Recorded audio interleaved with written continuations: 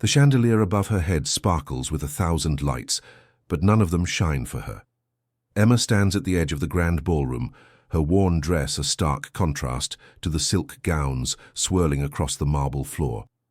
She is 23 years old, and tonight she feels every year of loneliness pressing against her chest like a stone. The Whitmore Foundation Gala is the most prestigious event of the year in New York City. Everyone who matters is here. Politicians, celebrities, business. Moguls and old money families gather beneath the gilded ceilings of the Plaza Hotel, their laughter echoing like music she does not know how to dance to. Emma watches her stepmother, Victoria Whitmore, glide across the room in a gown that costs more than Emma's entire year of savings. Victoria's diamonds catch the light as she throws her head back in practiced laughter, her hand resting on the arm of a senator. Beside her, Emma's two stepsisters, Claudia and Beatrice, pose for photographs, their smiles as artificial as the flowers decorating the tables. No one looks at Emma, no one calls her name. She might as well be invisible. Her father died 3 years ago, leaving everything to Victoria. The mansion in the Hamptons, the penthouse on Fifth Avenue, the foundation that bears his name.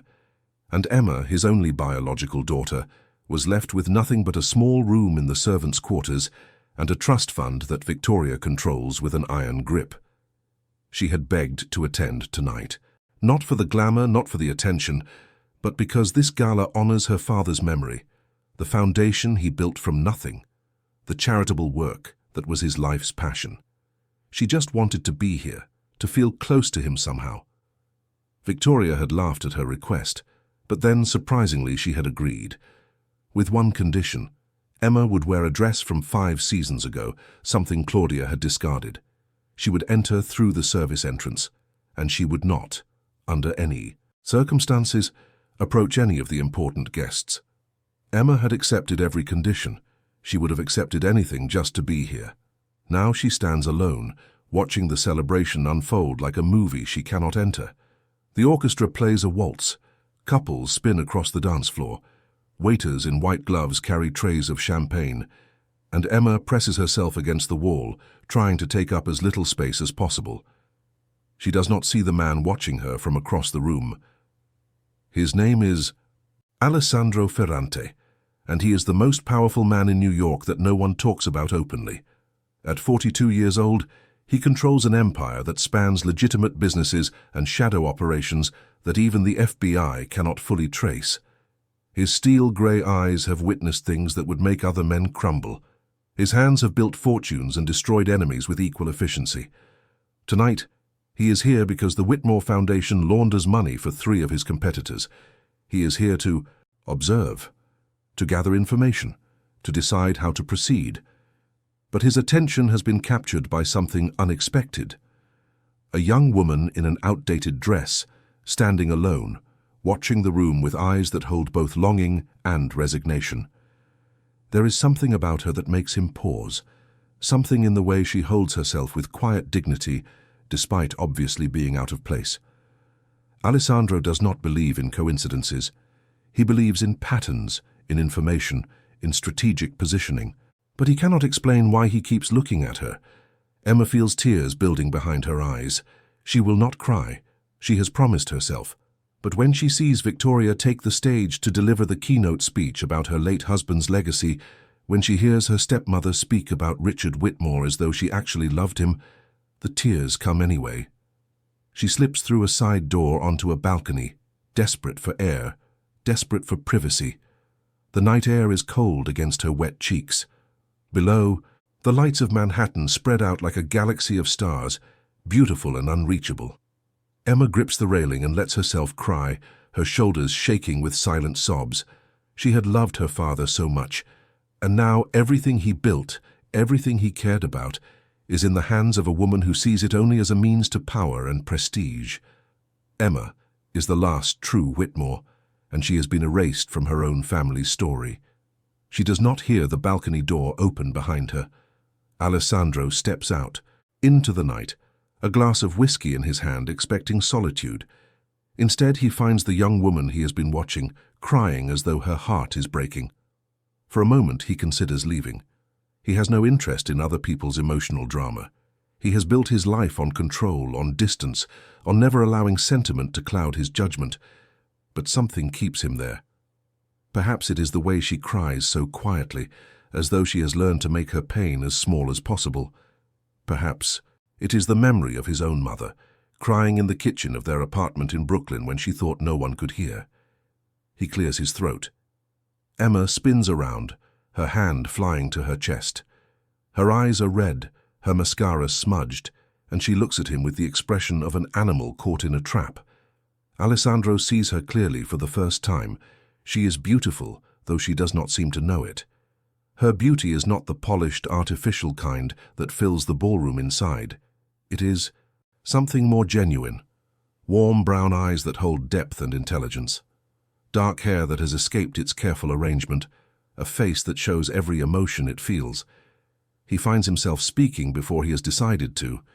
His voice is low, rough, accented with the Brooklyn of his childhood.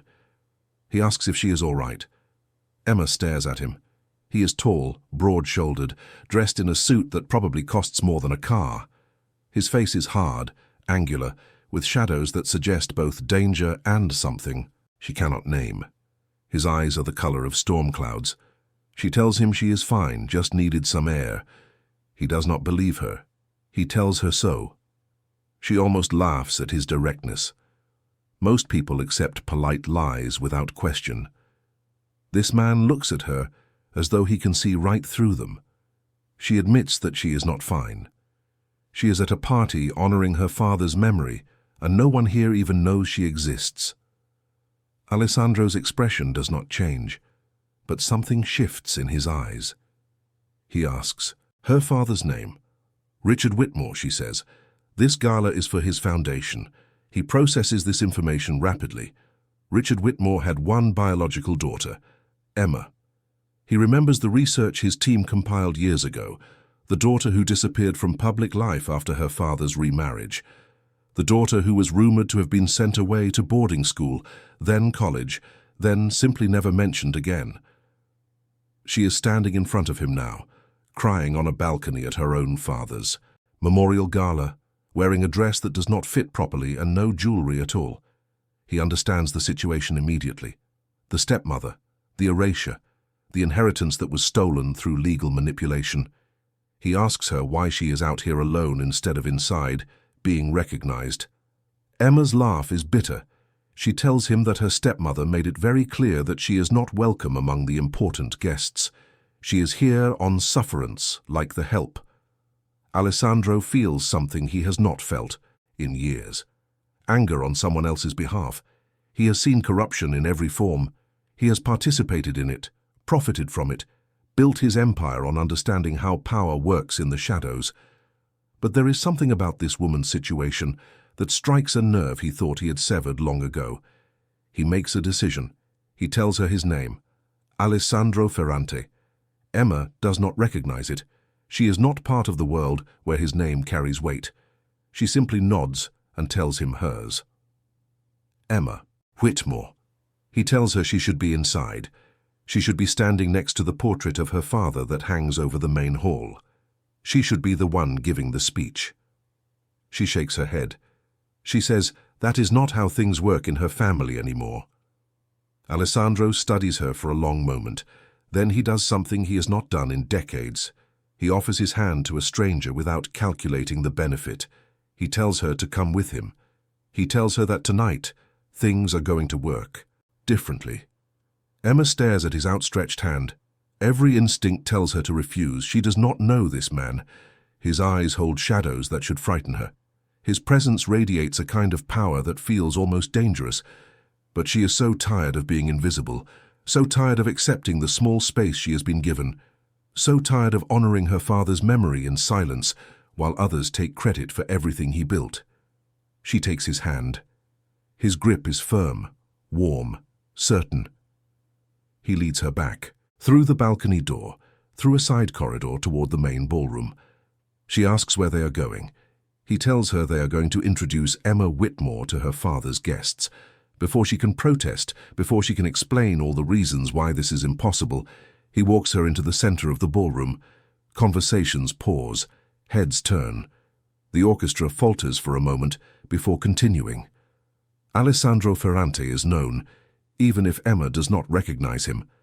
Half the people in this room owe him favors, the other half owe him money. When he walks somewhere, people pay attention, and tonight he is walking with the forgotten Whitmore daughter on his arm. Victoria's face goes pale. Claudia drops her champagne glass. Beatrice's mouth falls open. Alessandro approaches the microphone where Victoria has just finished speaking. His voice carries across the room without effort. He apologizes for the interruption. He explains that he has just learned something that the guests should know. Richard Whitmore's biological daughter is here tonight, and he believes she deserves to say a few words about her father's legacy. The room goes silent. Emma feels like she cannot breathe. Every eye is on her. Her dress is wrong. Her makeup is ruined from crying. She does not have a speech prepared, but then she looks at the portrait of her father hanging above the stage, his kind eyes, his gentle smile. The man who used to read her bedtime stories and tell her she could be anything she wanted. She steps up to the microphone. Her voice shakes at first. She speaks about her father's kindness, his belief that wealth meant nothing unless it was used to help others, his dream of creating a foundation that would provide education and health care to those who could not afford it. She does not mention her stepmother. She does not speak about her own situation. She simply talks about the man her father was, the man these guests are supposed to be honoring. By the time she finishes, there are tears in eyes throughout the room, not the polite, performative emotion of high society, but genuine feeling. The applause that follows is thunderous. Alessandro watches from the side of the stage. He has not felt this interested in another human being in years. This woman, this forgotten daughter, has more presence and authenticity than anyone else in the room. She has captivated an audience of hardened socialites with nothing but the truth. He begins to see possibilities he had not considered before. Victoria recovers quickly, of course. She sweeps onto the stage, embraces Emma with theatrical warmth, pretends this was planned all along, but the damage is done. People are asking questions. Who is this daughter? Why have they never met her? Where has she been? Emma slips away from the attention as soon as she can. She finds Alessandro near the back of the room, watching her with those storm-grey eyes. She thanks him. She does not know why he did what he did, but she is grateful.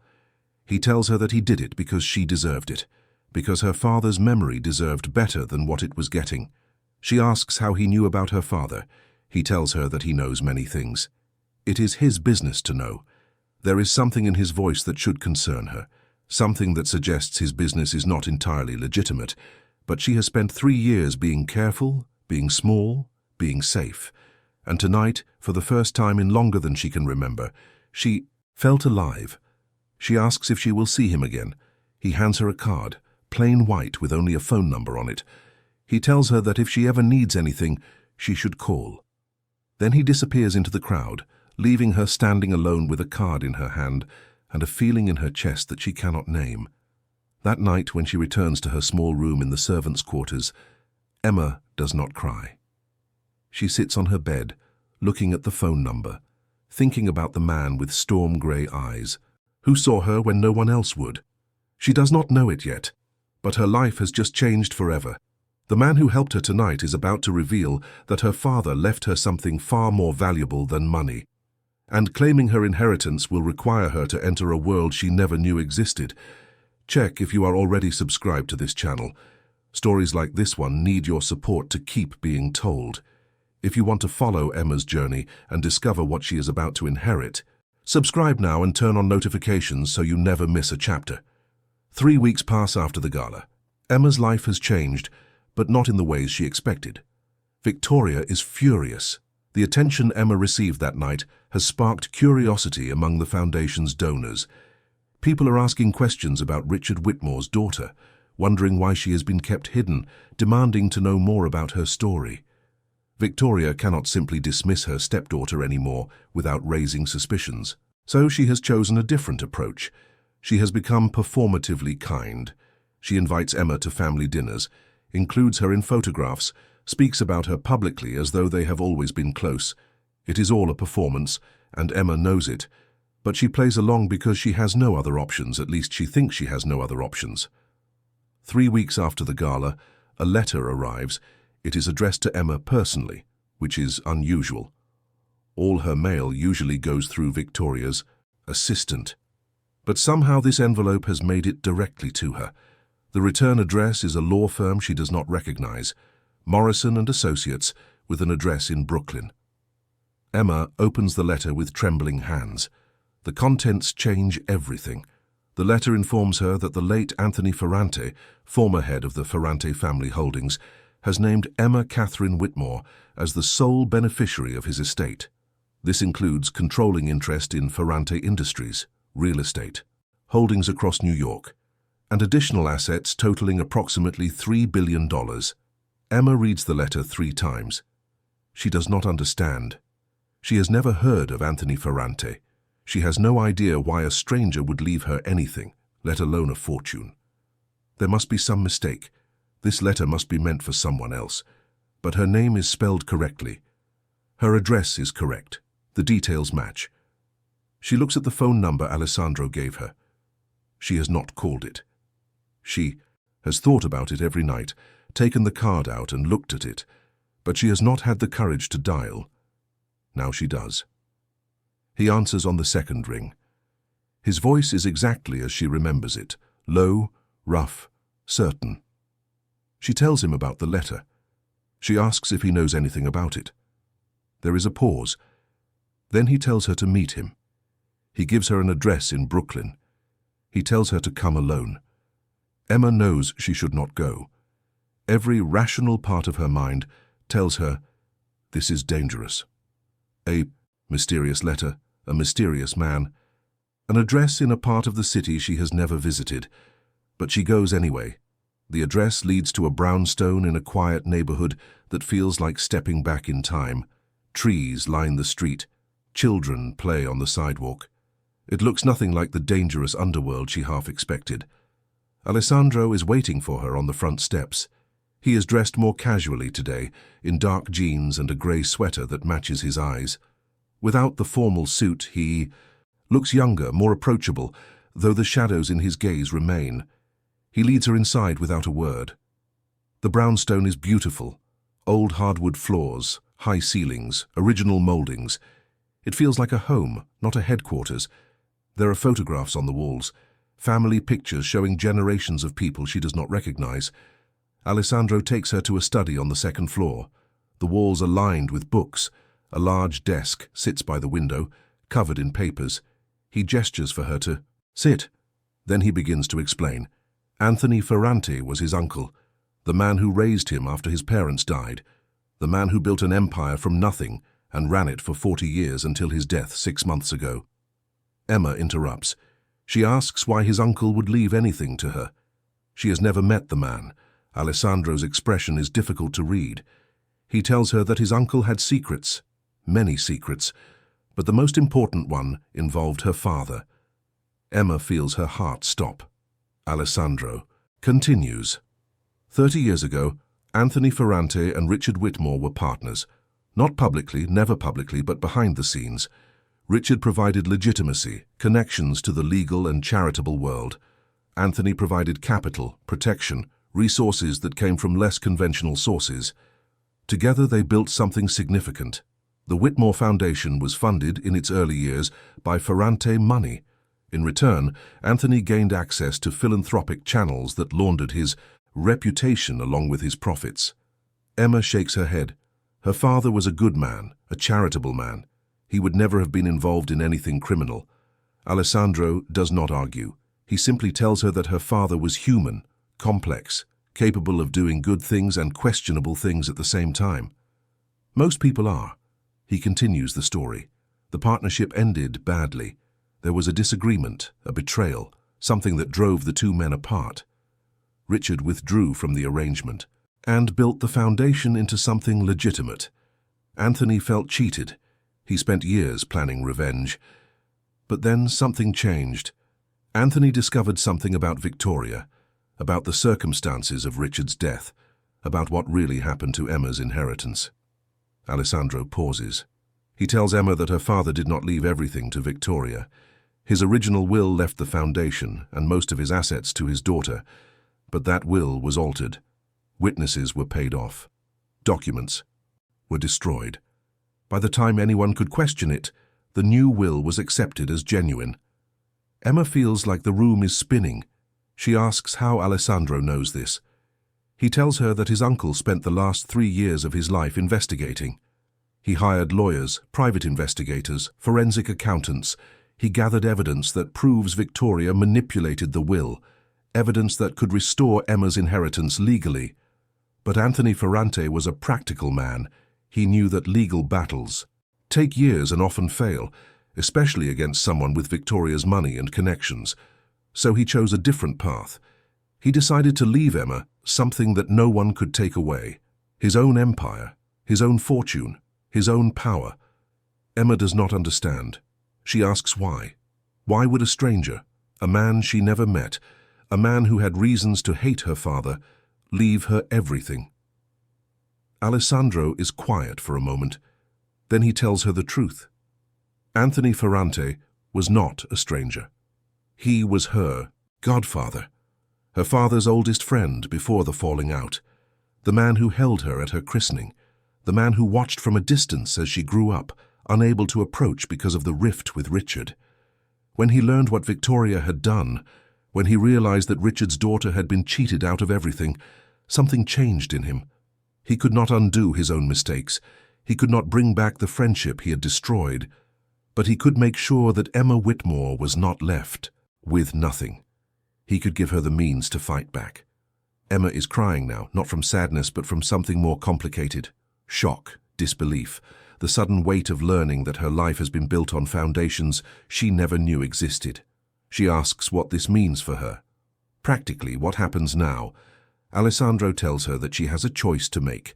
She can reject the inheritance, walk away, pretend this conversation never happened. The money will go to charity, per the terms of the will, or she can accept it. Step into a world she knows nothing about. Learn to run an empire that operates in both the light and the shadows. Fight for what her father wanted her to have. He tells her that if she chooses to accept, he will help her. He will teach her. He will protect her while she learns. It is what his uncle asked of him in his final letter. Emma looks at this man she barely knows, this dangerous, powerful, complicated man who appeared in her life 3 weeks ago and has now offered her everything she never knew she wanted. She asks why he is doing this. What does he get out of it? He is honest with her. He tells her that his uncle's empire needs a legitimate face, someone who can take it in a new direction, away from the shadows and into the light. Emma, with her education, her background, her connection to the charitable world, could be that face. But more than that, he tells her that he is tired. Tired of the game he has been playing for 20 years. Tired of being the villain in everyone's story. His uncle gave him a chance to do something different, to help someone instead of using them, to build something instead of tearing it down. He does not know if he can change. He does not know if redemption is possible for someone like him, but he is willing to try. Emma sits in that study for a long time, thinking. Outside, the sun moves across the sky. Shadows shift across the floor. The world continues turning, indifferent to the decision she is about to make. She thinks about her father, about the man she thought she knew and the man he apparently really was. She thinks about Victoria, about the theft of her inheritance, about 3 years of being treated as less than nothing. She thinks about the foundation, about the good work it was supposed to do, about the corruption that has taken root since Victoria took control. She thinks about herself, about who she is, about who she could become. Finally, she looks at Alessandro. Her voice is steady when she speaks. She tells him she will accept the inheritance. She will learn whatever she needs to learn. She will fight for what is hers. But she has conditions. The empire she inherits must go legitimate. Completely. No more shadow operations, no more questionable dealings. She will not become a criminal no matter how sophisticated. Alessandro studies her. There is something like respect in his eyes. He tells her that the transition will not be easy. It will take years. It will make enemies. She tells him she does not care. She tells him that her father tried to do good things even when he made mistakes. She will honor his memory by finishing what he started. Alessandro nods slowly. He extends his hand. It is an agreement, a contract sealed with a handshake between two people who barely know each other, but are about to become bound by something neither fully understands. Emma takes his hand. She does not know it yet, but this handshake will change both their lives forever. The journey ahead will test her in ways she cannot imagine. She will face dangers, betrayals, and challenges that push her to her limits. But she will also find something she never expected. A family she did not know she had, a strength she did not know she possessed, and a love that will grow slowly, quietly, in the spaces between danger and safety. The forgotten Whitmore daughter is about to become something far more powerful than anyone expected. 6 months into her new life, Emma has become someone she barely recognizes. She wakes each morning in the penthouse that came with her inheritance, a sprawling apartment on the Upper East Side with views of Central Park. The closet is filled with clothes that fit, that flatter, that cost more than she used to make in a year. A staff of 3 handles the cooking, cleaning, and scheduling that her new position requires. But the luxuries mean nothing compared to what she has learned. Alessandro has been true to his word. He has taught her everything. The legitimate businesses first, the real estate holdings, the investment portfolios, the charitable foundations that operate under the Ferrante name. She has met with lawyers, accountants, business managers, learning the language of wealth and power that she never knew existed. She has also learned about the other side, the shadow operations that Alessandro is slowly dismantling per their agreement, the relationships with people whose names she does not ask, the debts and obligations that cannot be paid in money. It is an education in human nature as much as business. She learns that power is not just about money, it is about information, about relationships, about the willingness to make difficult decisions when no choice is entirely good. She learns that Alessandro is not the monster she sometimes feared he might be. He is complicated, yes.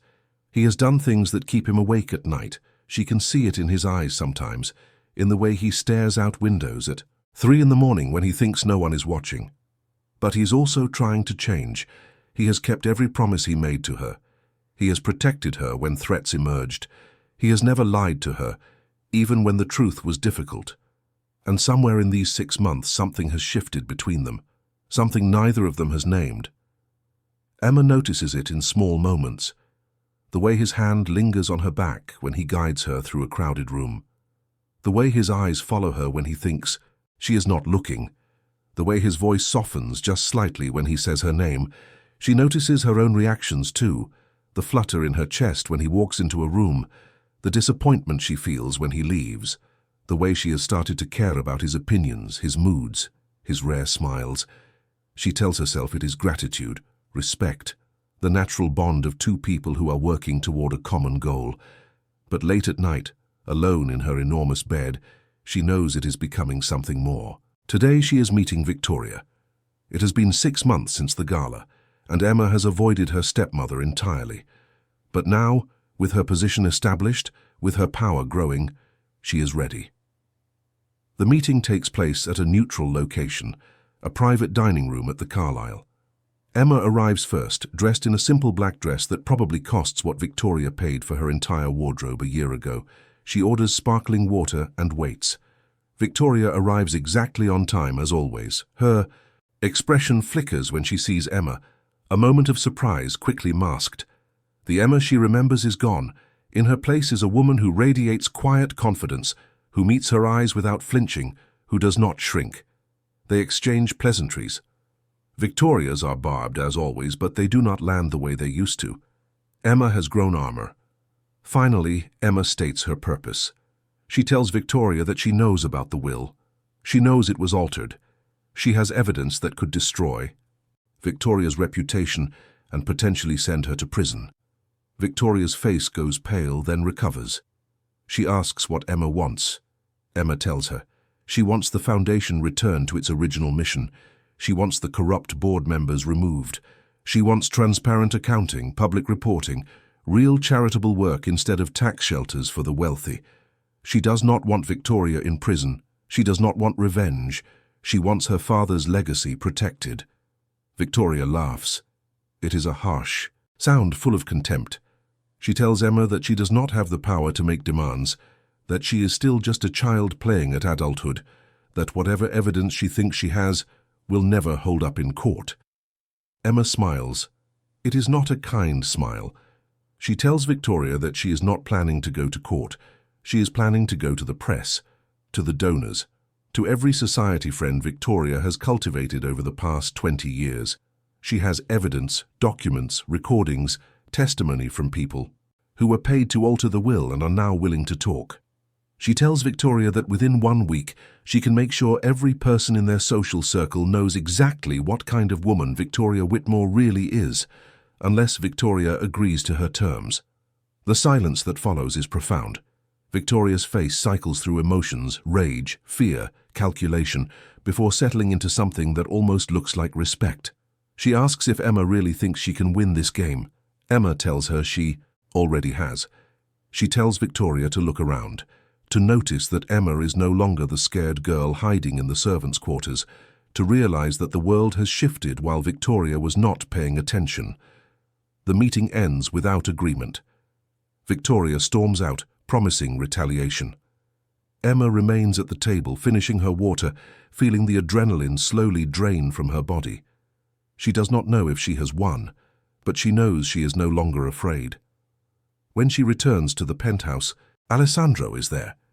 He has a key for security reasons they agreed upon, but he rarely uses it.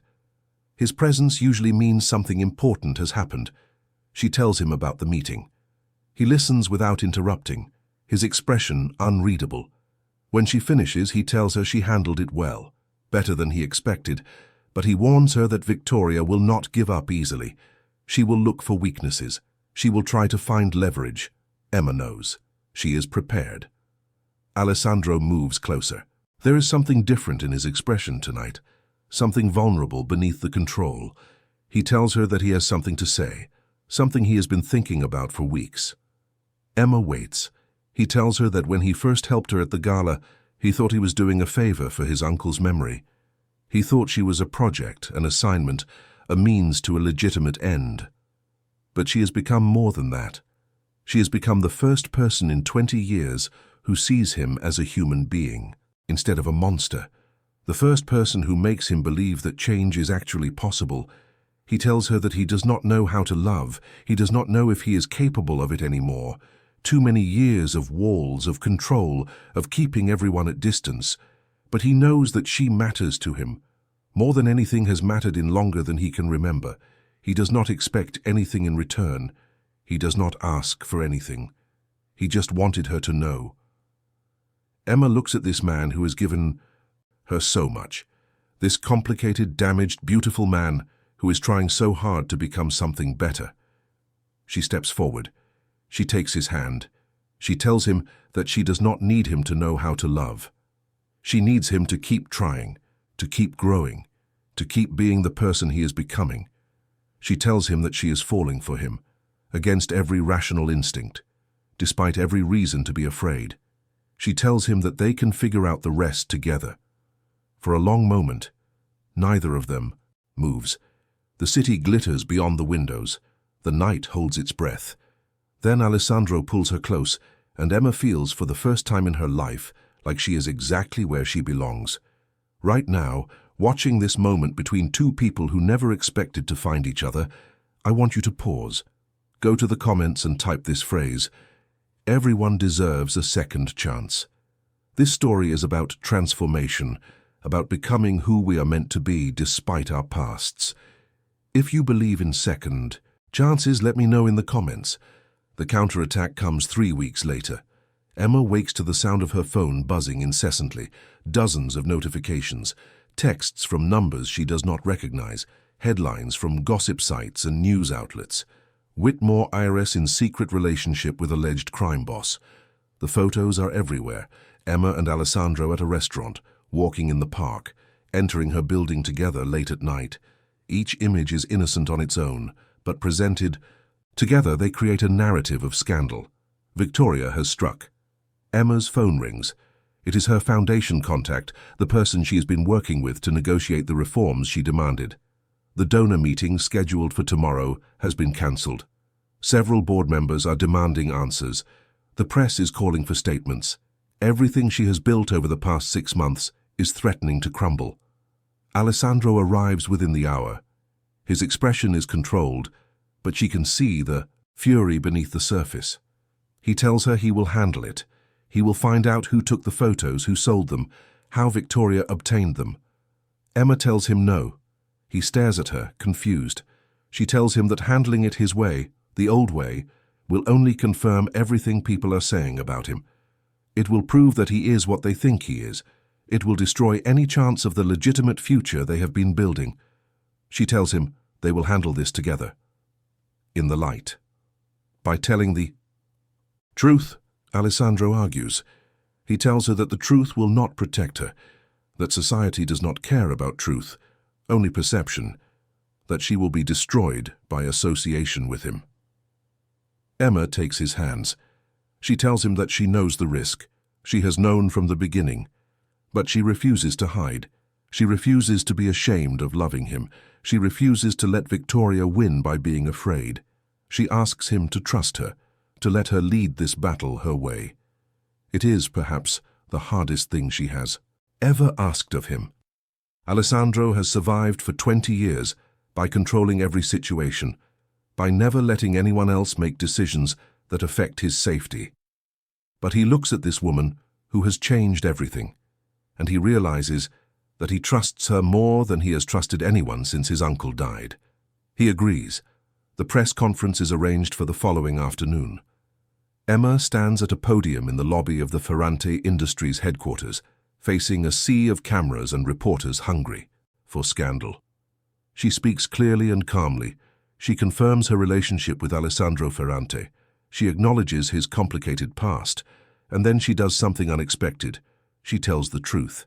She tells them about her father's partnership with Anthony Ferrante, about the altered will, about Victoria's theft of her inheritance, about the evidence she has gathered and the reforms she has been fighting for. She tells them that Alessandro has been helping her reclaim her birthright and transform his uncle's legacy into something legitimate, that the man they want to vilify has spent the past 6 months dismantling the very operations they are accusing him of running. She tells them that she is not ashamed. She is proud, proud of who she is becoming, proud of who he is becoming, proud of what they are building together. The questions that follow are harsh, skeptical, probing, but Emma handles each one with grace. She does not get defensive. She does not attack back. She simply states facts, provides evidence, and lets the truth speak for itself. By the end of the conference, the narrative has shifted. The story is no longer about a scandal.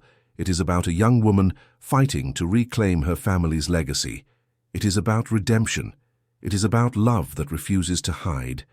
The public response surprises everyone. Support pours in from unexpected places. Donors who had been preparing to distance themselves from the foundation call to pledge renewed commitment. Journalists dig into Victoria's past and find other questionable dealings. Board members who were loyal to the stepmother begin to distance themselves. Within 2 weeks, Victoria resigns from the foundation's board. Within a month, she faces her own legal troubles, unrelated to Emma's evidence but accelerated by the scrutiny the press conference brought. Within 3 months, Emma Whitmore is named Executive Director of the Whitmore Foundation. It is not the ending she imagined when she stood crying on a balcony less than a year ago. It is something better, something she built herself with help from an unexpected partner, through courage and honesty rather than manipulation and revenge. The night of her appointment, Alessandro takes her to the brownstone in Brooklyn, where this journey truly began. The house is quiet now, full of shadows and memories. They walk through the rooms together, past photographs of his uncle, past the study where he first told her the truth about her inheritance. On the top floor there is a room she has never seen. Alessandro unlocks it with a key he keeps always around his neck. Inside is a nursery, pink walls, white furniture, a mobile of butterflies hanging above an empty crib. Alessandro tells her the story. His uncle had a daughter once, a little girl who died of illness at 2 years old. He never recovered from the loss. He kept this room exactly as it was, visiting it sometimes when he missed her most. He tells Emma that his uncle saw something in her, something that reminded him of the daughter he lost, the potential she never got to fulfill, the goodness that deserves protection. Alessandro tells her that when his uncle asked him to help Emma, it was not really about money or legacy or business. It was about giving her the chance his daughter never had. Emma weeps, for the child who died, for the uncle who loved her, for the complicated web of pain and hope that brought her here. Alessandro holds her, saying nothing, just present. His arms are strong around her, and she feels for the first time that they are not just partners in business. They are partners in healing. 1 year later, Emma stands at the window of her office at the Whitmore Foundation, watching the sunset paint the Manhattan skyline in shades of gold and rose. So much has changed since the night she cried on a balcony at the plaza. She barely recognizes the scared, invisible girl she was then. The woman she has become feels like a stranger sometimes, a stronger stranger, a braver stranger, but a stranger nonetheless. The foundation has transformed under her leadership. The corruption has been cleaned out. The programming has returned to her father's original vision, education, healthcare, and opportunity for those who need it most. Donors have doubled. Impact has tripled. Her father's name now represents something genuine again. She has also completed the transition of Ferrante Industries. It took longer than she expected, harder battles than she anticipated, but the shadow operations are finally gone. The company now operates entirely in the light, focused on real estate development, hospitality, and a new philanthropic arm that works hand in hand with the foundation. Alessandro has changed too. The transformation has been gradual, sometimes painful, but undeniable. He smiles more now. He sleeps better. The shadows in his eyes are still there. They always will be. But they no longer define him. He has proposed 3 times. Each time Emma has asked him to wait. Not because she does not love him.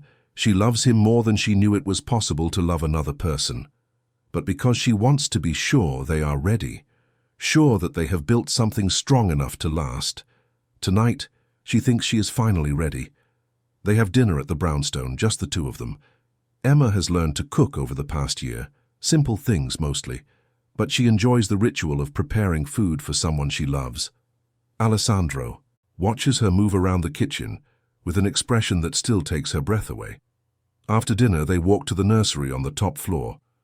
They have talked about it many times, about what to do with this room full of grief and hope. Tonight, Emma has a suggestion. She tells him she wants to turn it into a children's room again, not for the past, but for the future, for the children they might have someday, for the family they are building. Alessandro is quiet for a long moment. She can see him struggling with emotions he has spent a lifetime suppressing. Then he asks her to marry him, for the 4th time. Emma laughs through her tears. She tells him yes, finally, yes. They stay in that room for a long time, holding each other, planning a future that neither of them dared to imagine a year ago. The moon rises outside the window. The city hums with its eternal energy. And in the quiet brownstone in Brooklyn, 2 people who were broken find that together they are whole. The wedding takes place 3 months later in a small ceremony at the brownstone. Only close friends and family attend, a category that has grown considerably over the past year. Emma's stepsisters come. Surprisingly, they have distanced themselves from their mother and are slowly rebuilding their relationship with Emma. Some of Alessandro's closest associates attend, men and women who have watched his transformation with disbelief and gradual respect. Emma wears her mother's wedding dress, carefully preserved by her father all these years. She found it in storage during the legal battles over the estate, one of the few personal items that Victoria had not sold or discarded. It fits perfectly. When she walks down the makeshift aisle in the brownstone's living room, Alessandro's face shows an expression she has never seen before. Pure, unguarded joy.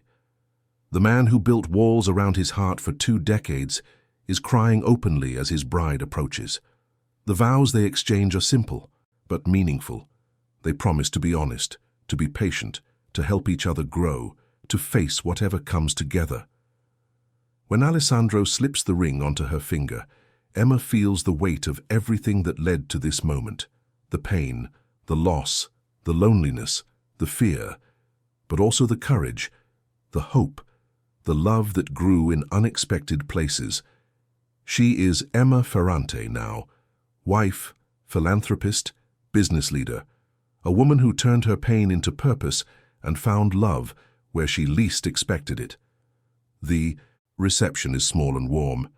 There is dancing, there is laughter, there is champagne and cake and more happiness than Emma has experienced in years. Late in the evening, she finds a quiet moment alone on the brownstone's back porch. The garden is lit with fairy lights. The autumn air is crisp. Stars are actually visible above Brooklyn tonight, a rare gift. She thinks about her father, about what he would think if he could see her now. She hopes he would be proud, not of the wealth or the power, but of who she has become, of the way she turned darkness into light. She touches the locket she wears, the one that holds a photo of her parents on their wedding day. They look so young, so hopeful, so unaware of all the pain to come. She whispers to them that she is okay, better than okay. She promises to honor their memory with everything she does. Alessandro finds her there. He wraps his arms around her from behind, resting his chin on her shoulder. He asks what she is thinking about. She tells him she is thinking about second chances, about how life can break you and rebuild you into something stronger, about how the worst moments can lead to the best ones, if you are brave enough to keep going. He turns her around to face him. His eyes, those storm-gray eyes that she once found so frightening, are soft now, full of love. He tells her that he never believed in redemption. He thought people were fixed, that once you became something, you stayed that way forever. She proved him wrong. She proved that change is possible, that love can transform even the darkest heart. Emma kisses him softly. She tells him that they proved it together. The night continues. Guests leave. The brownstone grows quiet, and two people who found each other against all odds begin their life together. They do not know what the future holds. There will be challenges, certainly. Business pressures, family complications, the ordinary and extraordinary difficulties of building a life together. But they have already survived so much. They have already proven that they can face anything as long as they face it together. The forgotten Whitmore daughter is forgotten no more. She has claimed her inheritance, not just money or power, but something far more valuable. Purpose, love, a family of her own making. And the empire she inherited has transformed just as she has from shadow into light. 5 years later, Emma Ferrante stands in the garden of the brownstone, watching her daughter chase butterflies across the lawn. The child is 4 years old now, with her father's grey eyes and her mother's dark hair. Her name is Maria, after Alessandro's mother.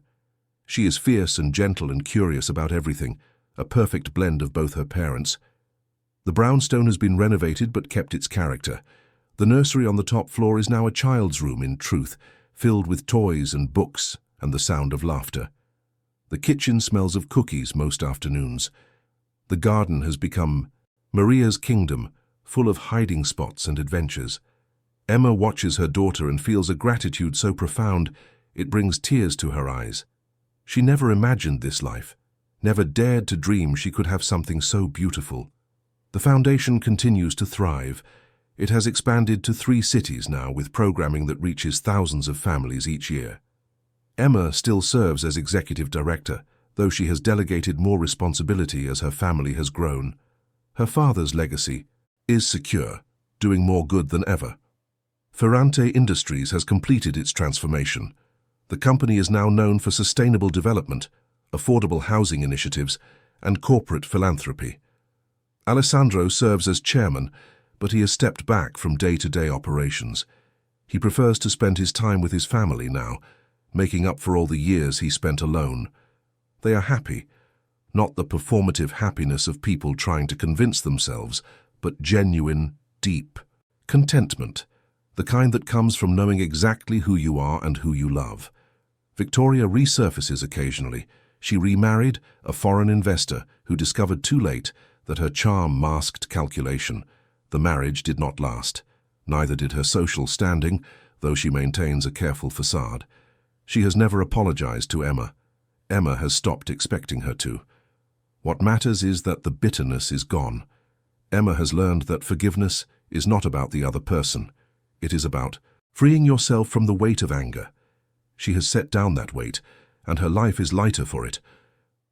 Claudia and Beatrice have both rebuilt their relationships with Emma. It took time, many awkward conversations and careful boundary setting, but they are family now. Real family.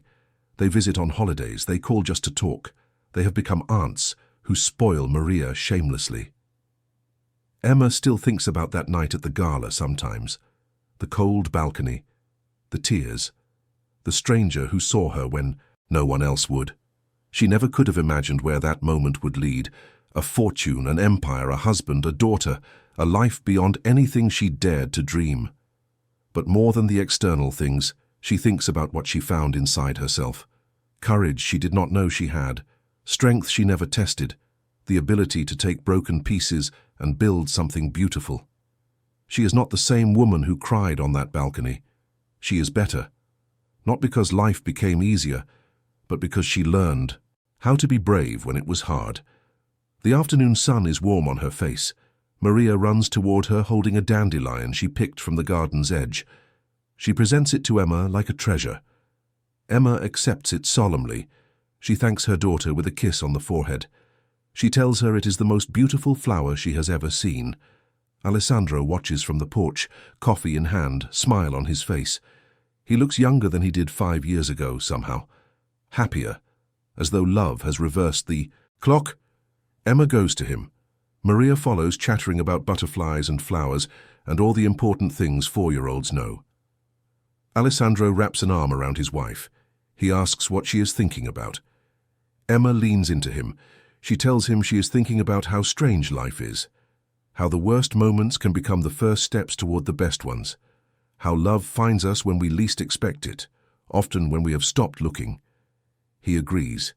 He tells her that the night he walked onto that balcony, he thought he was just escaping a boring party. He had no idea he was meeting his future. Emma laughs. She tells him that is the most romantic thing he has ever said. He pretends to be offended. He says he is romantic all the time. She tells him he is romantic sometimes. Intense always. Romantic sometimes. Maria interrupts to announce that she is hungry. The philosophical moment passes, replaced by the beautiful mundanity of family life. They go inside together to make sandwiches and pour juice and sit at the kitchen table like millions of families around the world. Except they are not like other families. They carry their histories with them, the shadows and the scars, the lessons and the growth, but they carry them together. That evening, after Maria is asleep, Emma and Alessandro sit on the brownstones' front steps. The neighborhood has not changed much over the years. Children still play on the sidewalk. Trees still line the street. It still feels like a place where people live real lives. Emma tells Alessandro that she wants to start a new initiative, a program for young women leaving difficult family situations. Scholarships, mentorship, support systems, everything she wishes she had when she was alone and afraid. Alessandro tells her he loves the idea. He tells her he will help fund it. He tells her it will change lives. She knows it will. Not because she is special, but because she knows what it feels like to be invisible, to be forgotten, to believe that you do not matter. She will make sure other young women know they matter. She will give them what she was given, the chance to become who they were always meant to be. The program launches 6 months later. It is called the Richard Whitmore Initiative, honoring her father's memory. The first class includes 20 young women from across the tri-state area. By the end of the first year, that number will triple. Emma speaks at the opening ceremony. She tells her own story, including the hard parts, the lonely parts, the moments when she wanted to give up. She tells the young women that their circumstances do not define them, that they have strength they do not know yet, that help will come from unexpected places. if they are brave enough to accept it. She does not notice Alessandro crying in the back of the room. She does not need to. She knows he is proud of her. She knows because he tells her every day. The years continue to unfold. There are challenges, of course. A health scare. That turns out to be nothing serious. A business deal that falls through. A period when Maria goes through a difficult phase and tests every limit. But they face each challenge together. They hold on to each other when things are hard. They celebrate together when things are good. They build a life that neither of them could have built alone. Emma sometimes wonders what would have happened if she had not gone to that gala, if she had not taken Alessandro's hand, if she had let fear win. She would have survived, probably. She was always a survivor. But she would not have lived, not like this, not with this fullness, this joy, this purpose. She thinks about the title of her story. Ignored by her stepmother at the grand ball, she cries, not knowing she will inherit the Mafia boss's empire. It sounds like a fairy tale. It is a fairy tale in a way. But it is also true. The empire she inherited was not just money or businesses. It was possibility. The chance to become something more than she was. The chance to turn pain into power, loneliness into love, endings into beginnings. That is the real inheritance. That is what she will pass on to Maria and perhaps to other children someday. Not wealth, though that helps, but the knowledge that transformation is always possible, that our stories are not finished until we decide they are, that even the darkest chapters can lead to the brightest endings. Emma Ferrante looks out at the life she has built and knows that it is good. Not perfect. Perfection is a fairy tale, but good, real, hers. And that is more than enough. If you have watched this far, it is because you loved this story. Leave a comment saying, "I watched until the end, so I can get to know you and see who really enjoys the stories here on the channel." Your subscription means everything for stories like this to continue being told. If you are not subscribed yet, join our community now and turn on the notification bell to follow Emma's journey and many other stories that will touch your heart.